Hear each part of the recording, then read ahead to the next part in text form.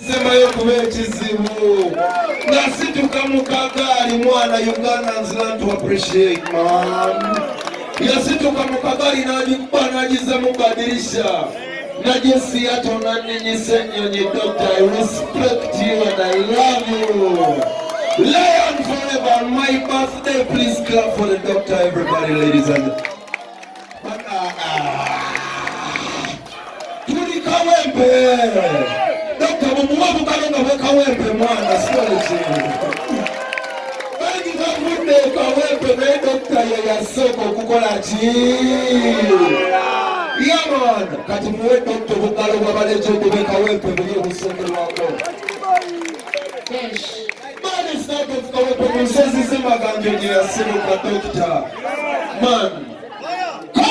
Njagala okubetuni ogize mubadilisho labengwe amazina agagenda okuwerana nyo awewe negasebo omukono njagala valovalo ingire mubadilisha nga bwe zaali ezo baziyita tunes of revelation zamenye enjegere gwe zotomanyi zamenye enjegere nyingi badedi nangabo badedi ayagala nnyo okwogera nesigenda mulusa kazinalo njagala oyogere 10 seconds 10 oli muzungu onyenyole engoma kyezakola e London kuba saaliyo gwe waliyo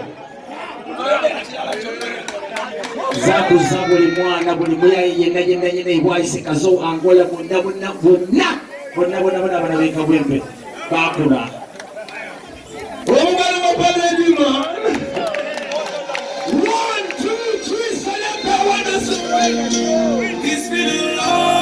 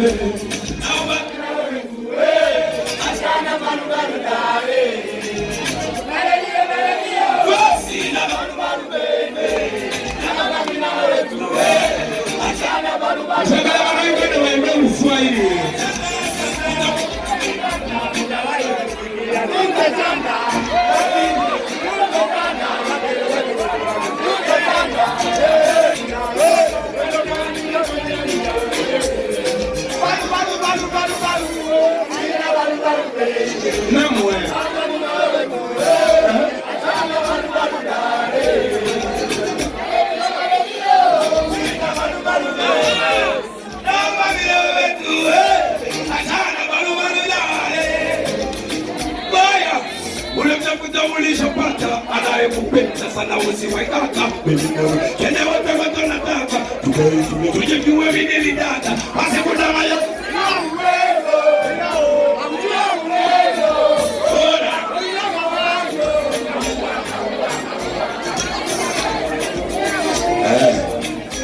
Zia utezo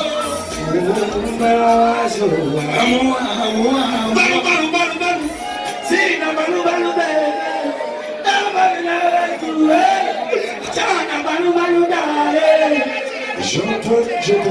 Wira, wasi wakwenyimile ule mnakutamulisha pata anayekupenda sana usiwekata mimi na wewe tunimte kwa tunataka tukae tule tunye nyumba milili data wasikudamaye yaba nina kwa bale mulinde ku nina kwa mapika tigoli muyibi kangugire mu mulinde ko manyilizeni ulira watambo bana lindi kuchi ulira hash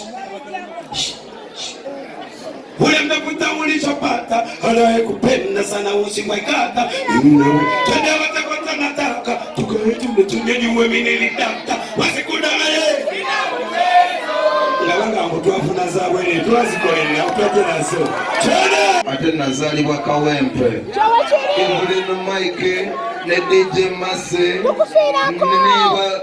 legendary DJ abali awo mwenna ne sound engineer tubegayiride sound temugikendeza lero lwendiwo bambi Mukwataganao, DJ Master is professional, Evelyn Mike is professional, and I say, when I progress sound is in the cow, DJ Master, Mr. Fresh and Slim Prince Sebo. Yo, what? Yeah, man. We have Kawempe in the building. Ladies and gentlemen, Mana mbagala nnyo mazaalibwa gange olwaleero njagala okubagambayo ekintu kimu. Nze ndi kyendi, nafuuka kyendi si lwakuba nti nange ekyo kye nalyagadde okubeera. Nali njagala mbeere mu ssawo nga taata wange bwe yali andowooleza, naye yalowooza empiso nja bakuba ya kabina ne mmaliriza nga nkuba ya ku matu. But I'm still a doctor. But I have a bigger doctor. Omanyi wabayo alina PhD n'alina bachelors. Kati omukulu ono seba alina double bachelor. Naye nga nange mu PhD bwenkutemba banoonya obwekyusizo naye sijja bbobaawo. Let me tell you one thing. This is my birthday. I'm allowed to say, nabagambye saze mu show.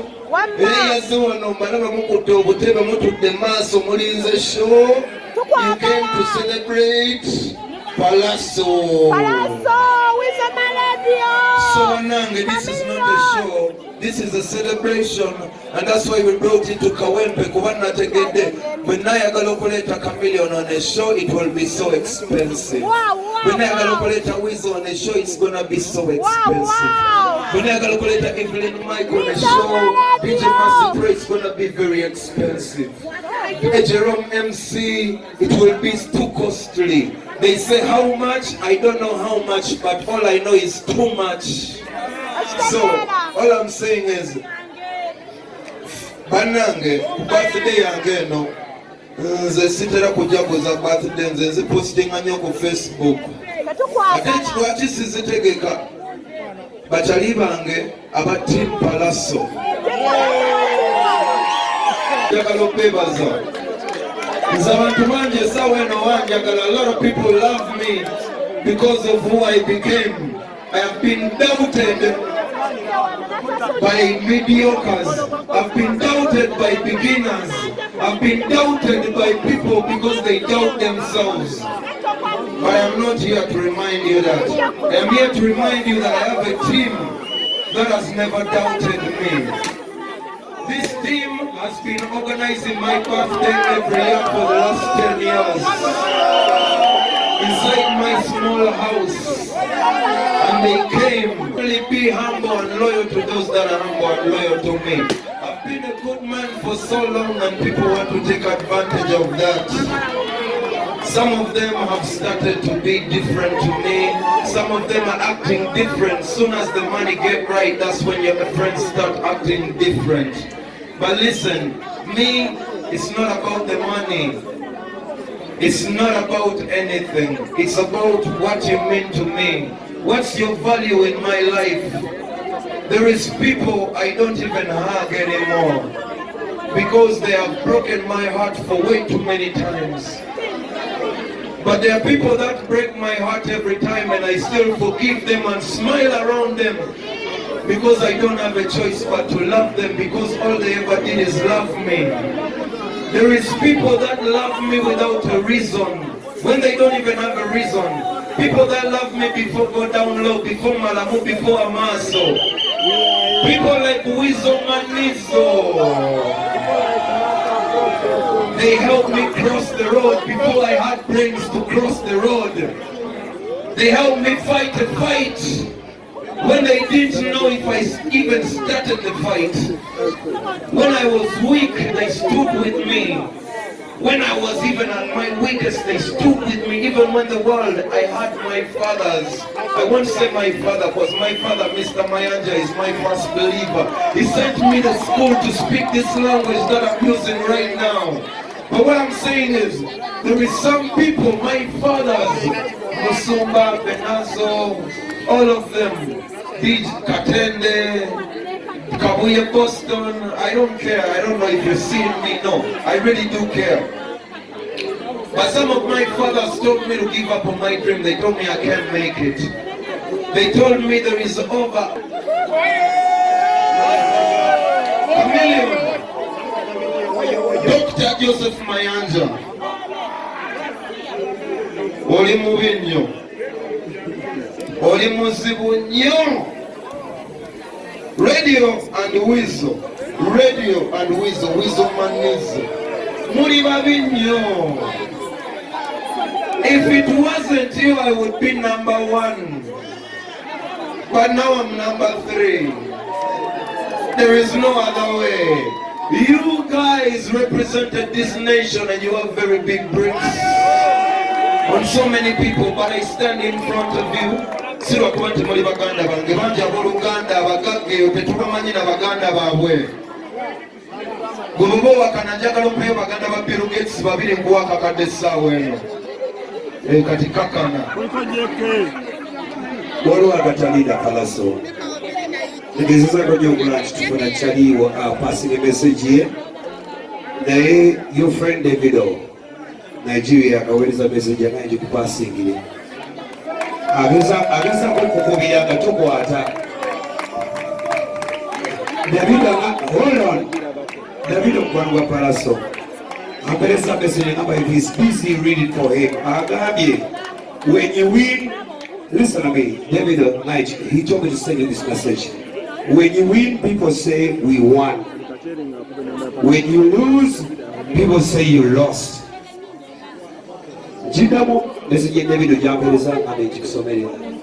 When you win, people say we won. When you lose, people say you lost. People want to reign with you, but don't want to stand in the rain with you. Take care of yourself, Pallaso. Happy birthday. Yeah, man.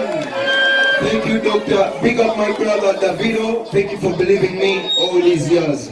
Mikwano gyange ebyo nambozi mpanvu jaki banyumiza olunaku olulala. Ne guno omwaka njagala okusalutinga baganda bange bonna baatukolingako. Radio AK47.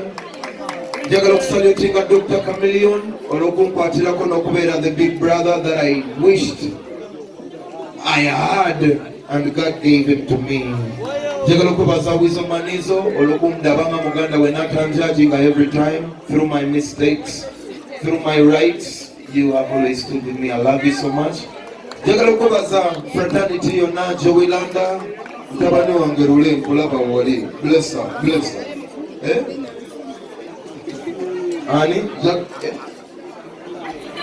akatogo banane mami wafumbya katogo. It was so nice. That deserves a ring. So Mr. Weasel, because of that katogo, I don't know what she put in there, but whatever she put in there made me So please give her a ring and she'll give you the twins that you keep on complaining about. So you become Salongo. Salongo, yeah! I want to salute other musicians. Fig Gaza, Sincere Music. Fig Gaza! Yeah, Beyond Music. All of you for representing me. I want to thank for being in my music video and making it shine. And also being the woman that has been patient with me for so many years. Because I'm not an easy man to be with. Ndi muzibu, omukwano gwenyimba gonogo sigumulaga. Nesimanyi chandabamo. Wajinyobo. Don't record this. Njagala okwebaza akawala akato akaddako mu industry eno akakuba hit ku hit. Kajowilanda olw'okunjagala mwaka ku mwaka. This girl avudde wala nnyo mwana. We've come a long journey. Naye abayimbi bangi be tuvudde wala nabo abamu ntya n'okwogerako nti tuvudde wala nabo kuba bibanyiiza. Naye ono ye bwe nkyogera bambi kimusanyusa neera zaneenyumirizemu. Nze abayimbi mpeza n'ekikumi be nvudde wala nabo. Ate nga nze we naviire wala nabo nali kumpiko nga bo baali wala nnyo nnyo nnyo nnyo. Bwe nkyogerako banyiiga ate nga luli baasanyukanga okubeera naawe nabeeranga nabo nga bagaziwa ne bwe bafuuka bakabi kati balaba bwe njogera nti nabeeranga nabo ate kibanyiiza. So the reality is abayimbi abo bonna nze buli omu mwagaliza Janice mwinaako obuzibu naye mu appreciating okuba nti ne bw'aba nga atandise okubilosominga ajjukira nti ne bwe yali mutono n'abeera nange ekyamugazi yanga ate nange sebo mu myaka mbankuze tosogera dinako njagala nsijukize buli bwe natandika naye nti nange we natandikira si wendi oyinza okubolooza wendi naye nojja onsanga nga ate nange ndi walala kati n'olw'ensonga eyo mbaagala nnyo mwenna be natandika nabo you are the best and may God bless you kuba ina ensonga ze lwaki twasijumirana. Thank you for the continued friendship. I love you too and you're a hit maker, keep making hits. Before I submit, I have a big family that I want to tell you about. Bambi mutusonyiwe ali mbwangu osobola okulindako katono. Toto mupapa mwena muli bafani bange mbagala nnyo. Saidi zombi nze balaga kubanga nze sagala kulivinga ku expectation zammwe.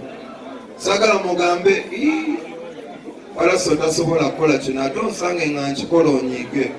Njagala ondeke ndivinge ku expectation zange nawe olivinge ku zizo nkole omulimu gwange nkuwe ekyo ekikunyumira nawe okole omulimu gwo okinyumirwe ojje ompagire nange nkole omulimu gwange nkusanyuse kuba zo nompagira tuddeyo waka nga tuli basanyufu yeman.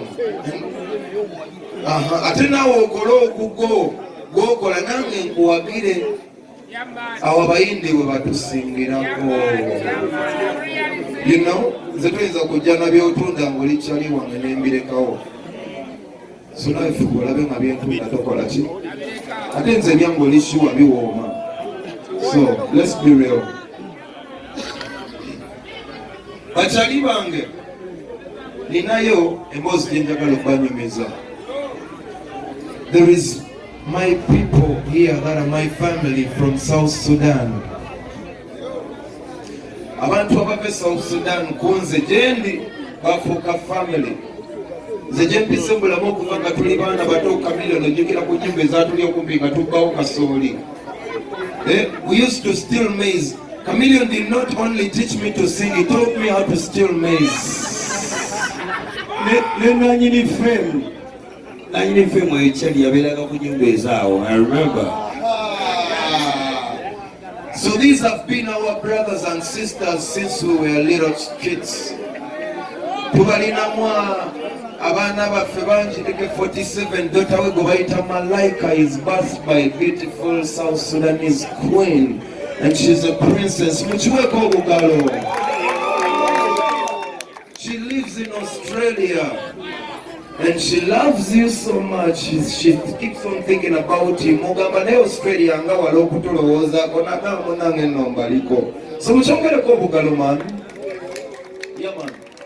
So we have grown through each other.